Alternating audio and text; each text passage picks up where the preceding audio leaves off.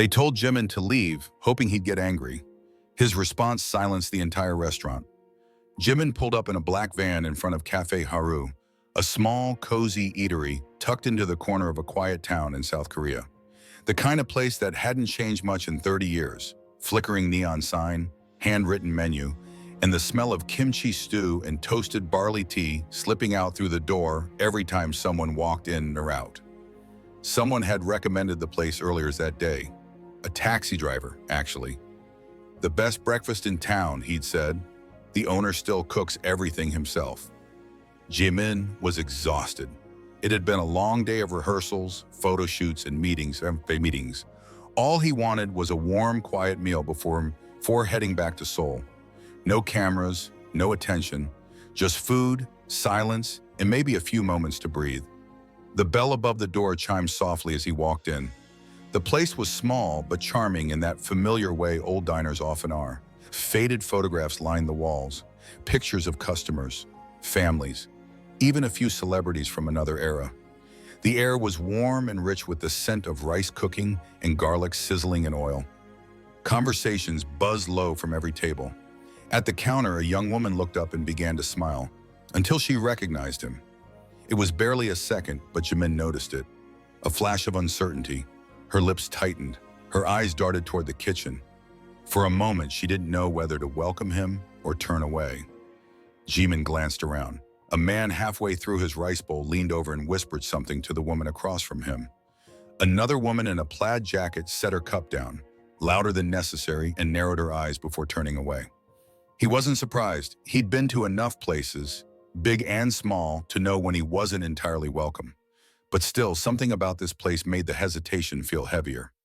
The girl behind the counter stepped forward, tucking a loose strand of hair behind her ear. "Good evening," she said, her voice cautious. "Are you dining in or taking out?" Jimin let out a soft, tired laugh. "Dining in, if that's okay." Silence. Too long for such a simple question. She glanced over her shoulder toward the kitchen, then back at him. I need to check something. Just one moment, please." And she disappeared through the swinging door. Jimin stood there alone. Around him, conversations dimmed into whispers. A man near the bar shifted uneasily in his seat. Someone muttered under their breath. Something was off. He took a deep breath and relaxed his shoulders. He wasn't going to overreact. Maybe it was a policy thing. Maybe they were short-staffed. Maybe. The girl returned, but this time she wasn't hesitant. She was resolute. "I'm sorry, sir," she said, her voice firmer. "We can't serve you tonight." It wasn't the words that struck him. It was the tone. This wasn't about business. It was personal. Jimin didn't speak at first. He didn't need to. The silence around him was enough. Even the sound of chopsticks on plates and the clatter from the kitchen had gone faint. People were watching, listening. He looked at the girl again. There was no malice in her eyes, just a strange, settled certainty, like someone carrying out a decision already made. There was no hostility in her face, only quiet determination. Like the decision had already been made, or maybe made for her. Jimin's gaze shifted toward the kitchen. Behind the small service window, two cooks stood watching. They didn't move. Their expressions were unreadable. He cleared his throat gently. "Excuse me," he asked, voice soft. "Did I do something wrong?" The young woman didn't blink. "This time, we just prefer not to serve you tonight," she said plainly. "It's not our policy. We're not closing early. It's just that." Jimin lowered his hands to his sides, letting out a slow breath through his nose. He had faced awkward moments before, interviews with loaded questions, public misunderstandings, even online hate storms that came out of nowhere. But this was different. This was a quiet no that carried a different kind of weight. A dry cough broke the tension. Jimin turned his head slightly and caught the eye of an older man at the bar. He looked like someone who had been coming here for years.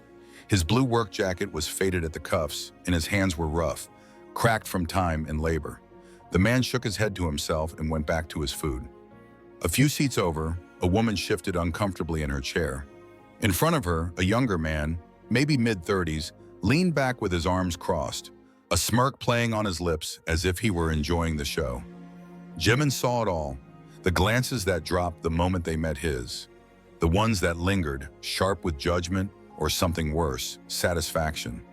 The moment pressed heavy against his chest. He had choices. He could walk away quietly. He could smile, pretend it didn't sting, and let it go.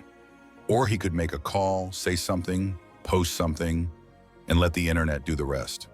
Let the world see a restaurant refusing BTS's Jimin a simple meal. But he didn't choose any of that. "Okay," he said calmly, nodding once. "Can I speak to the owner?" That made some people lift their heads. The young woman hesitated again, her eyes flicking toward the kitchen, like she was asking permission silently. The older man at the bar muttered something under his breath. Near the window, someone chuckled, as if they couldn't believe Jimin was actually going through with this. But he just stood there, waiting. No drama, no threat, no ego, just quiet presence. The waitress disappeared again, this time through a different door. The silence grew heavier, only the sound of someone sipping tea, a plate sliding across the counter. Then the kitchen door opened. A man in his 50s stepped out, broad-shouldered, sturdy. His apron was stained with grease. His name tag said Mr. Kim. He didn't bother asking what Jimin wanted, just looked him up and down once. "They said you had a question," he said flatly. His tone wasn't friendly, it wasn't rude either. It was a challenge. Jimin held his gaze without flinching. He gave nothing away. He wasn't here to argue. He wasn't here to flex. But he also wasn't going to leave without understanding. "Yes," Jimin said quietly.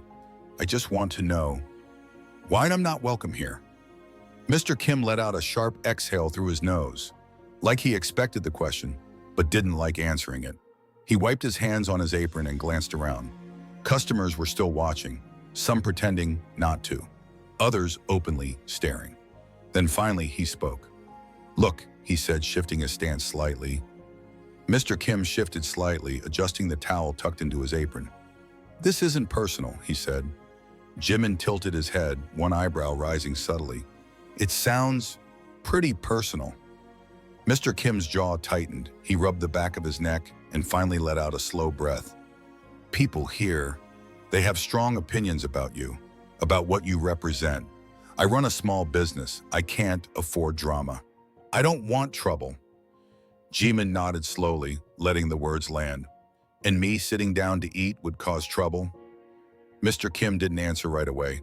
His eyes flicked toward the bar where the older man in the blue work jacket had returned to his food, chewing more slowly this time. A few seats over, the younger man with the smug grin still had his arms crossed, watching the moment like it was his favorite TV show. Jimin had seen this before.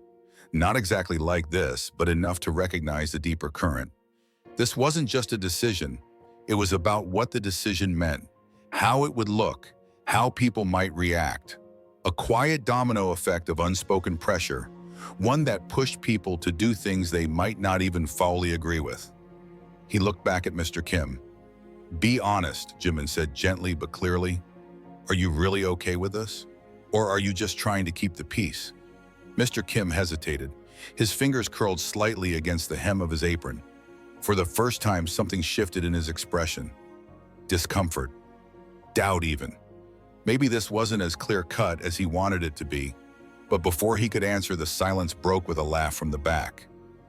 "Come on," the younger man scoffed, shaking his head with mock amusement. "This isn't that deep. You're just not welcome here. Simple as that." Jimin turned his head calmly and studied the man. He looked like someone who enjoyed conflict, someone who wanted a scene. But Jimin didn't take the bait. He turned back to Mr. Kim.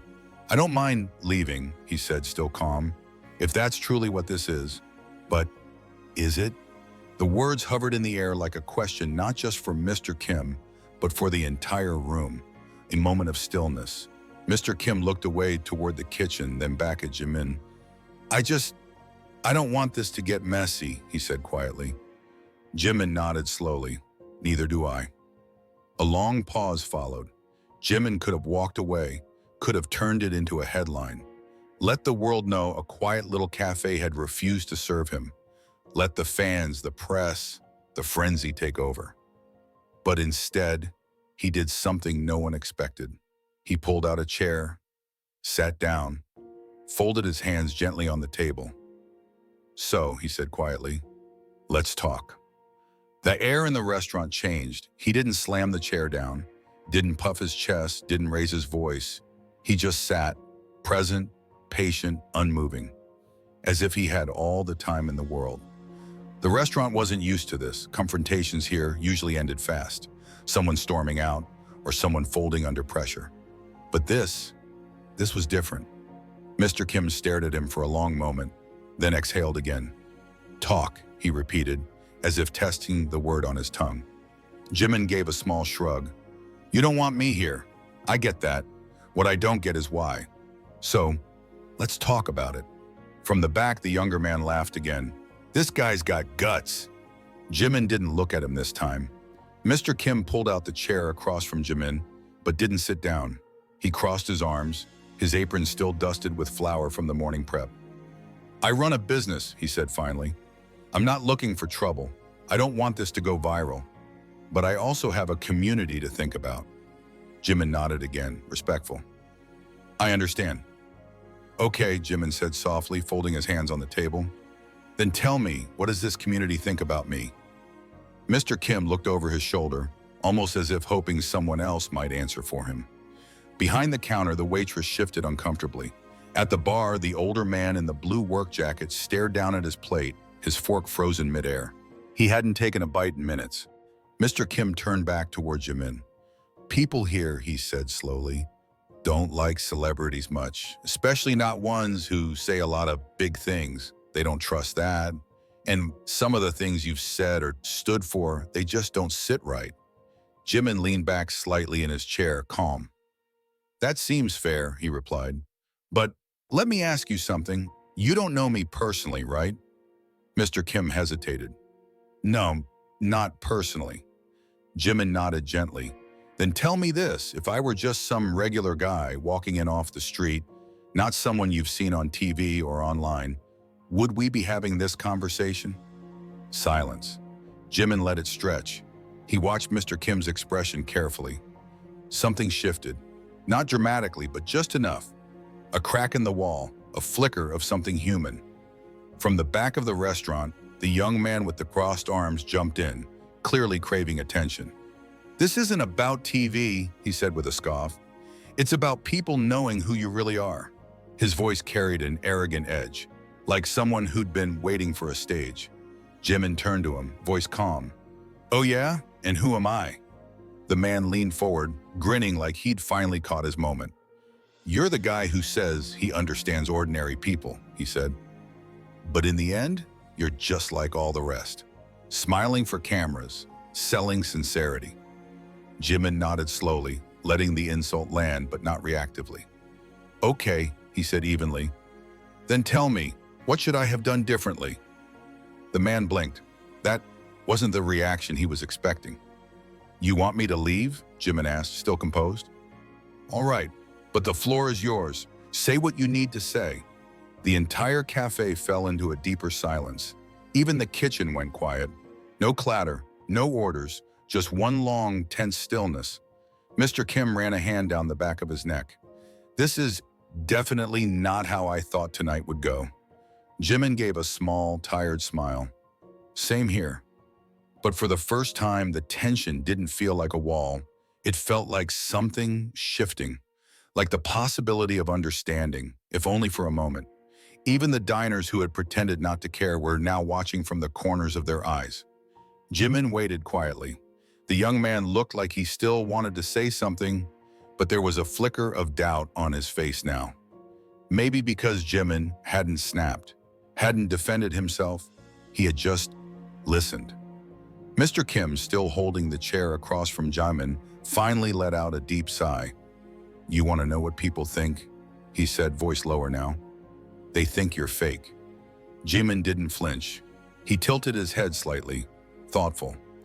"They think you talk about the working class, about struggle, about understanding people like us.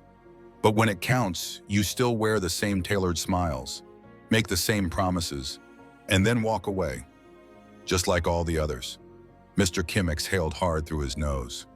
"And people don't forget." Jimin nodded slowly. "I understand." The young man let out a sarcastic laugh. That's it? That's all you're gonna say? Jimin turned toward him. What else do you want me to say? The young man sat up straighter. I don't know, man. Argue, defend yourself, say something. Jimin leaned forward slightly, resting his arms on the table. His tone remained gentle, but firm. You already made up your mind before I ever walked through that door. You were hoping I'd get angry, hoping I'd push back, so you could say, see, that's who he really is. The man opened his mouth again, but no words came. Jimin continued, voice steady as ever. But let me ask you something. What if I told you, Jimin said gently, turning back to Mr. Kim, that I know exactly what that kind of frustration feels like? The words hung in the stillness. You said nothing ever changes, he continued. I know that feeling. I grew up watching the people around me get left behind, wondering why working harder never seemed to be enough. His voice didn't rise.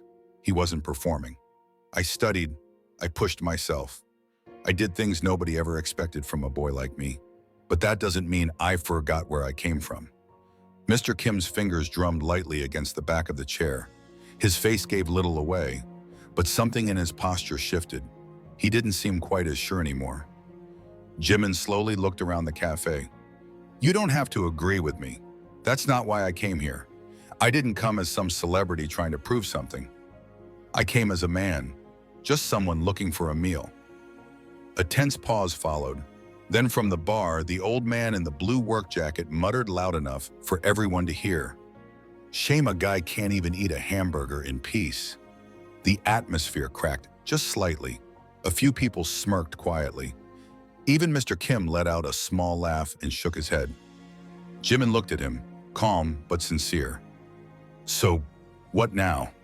Mr. Kim exhaled heavily, running a hand down his tired face. He glanced back at the kitchen, where the cooks were still quietly watching. Then he looked back at Jimin and said, I'll tell you what, if you sit here and finish this conversation, and if, by the end of it, I don't think you're just another guy with a pretty speech, then maybe I'll ask her to bring you a menu. He gave a tired smile with a flicker of mischief in his eyes. Seems fair, right? For the first time that night, the air inside the cafe shifted completely. It didn't feel like sides anymore. It didn't feel like a standoff. It felt like a conversation. The tension in Mr. Kim's shoulders softened, barely, but noticeably. The young man in the backseat was no longer smirking. He'd sat upright, the performance gone from his body language. Even the customers who'd stayed silent seemed less certain, less ready to judge. Jimin leaned forward slightly, his voice soft but steady. Very well, he said. Let's finish this conversation.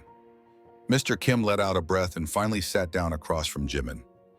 Not with the exhaustion of a long shift, but the kind that builds up over years, the tiredness of carrying expectations, of feeling unseen. He rubbed his hands together slowly and said, I'll tell you the truth. I don't know if you're the guy people think you are. I don't know if you really care about people like us, or if you just know how to sound like you do. Jimin nodded slowly. That's fair. Mr. Kim studied him in silence, as if searching for cracks. But I'll tell you one thing, he added.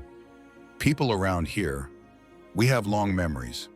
We remember every promise that was made, every time someone shook our hands, looked us in the eye and said they'd do something, then disappeared the moment they got what they wanted.